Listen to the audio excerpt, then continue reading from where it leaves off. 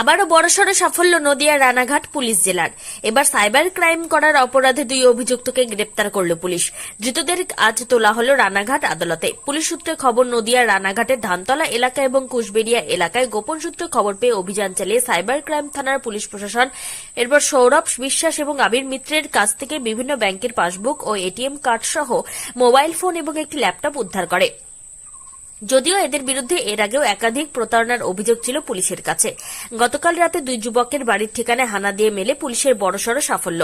যদিও এর আগেও দেখা গেছে নদিয়ার রানাঘাট পুলিশ জেলার সাইবার ক্রাইম থানার পুলিশ একাধিক অপরাধীকে গ্রেপ্তার করে। তাদের কাছ থেকেও নকল ব্যাংকের পাসবই সহ বিভিন্ন আসবাবপত্র উদ্ধার করে। পুলিশের তরফ থেকে সাইবার ক্রাইম রুখতে বিশেষভাবে মানুষকে সচেতন করা হয়, কিন্তু তবুও আনাচে কানাচে ছড়িয়ে ছিটিয়ে রয়েছে অপরাধীরা। এবার তাদেরকে দমন করতে পুলিশ আরও তৎপর হয়েছে। রানাঘাট পুলিশ জেলার পুলিশ সুপার কুমার সানি রাজ তিনি সরাসরি নির্দেশ দিয়েছিলেন কোন রকম ভাবেই যাতে সাইবার অপরাধীরা ছাড়া না পায়। সেই মতো পুলিশ প্রশাসন প্রতিদিনই গোপন সূত্রে খবর চালাচ্ছে, আর পুলিশের তৎপরতায় ধরা পড়ছে একাধিক অপরাধীরা। এখন দেখার রানাঘাট পুলিশ জেলা থেকে কবে এই সাইবার ক্রাইম অপরাধীদের ধুয়ে মুছে সাফ করতে পারে পুলিশ প্রশাসন।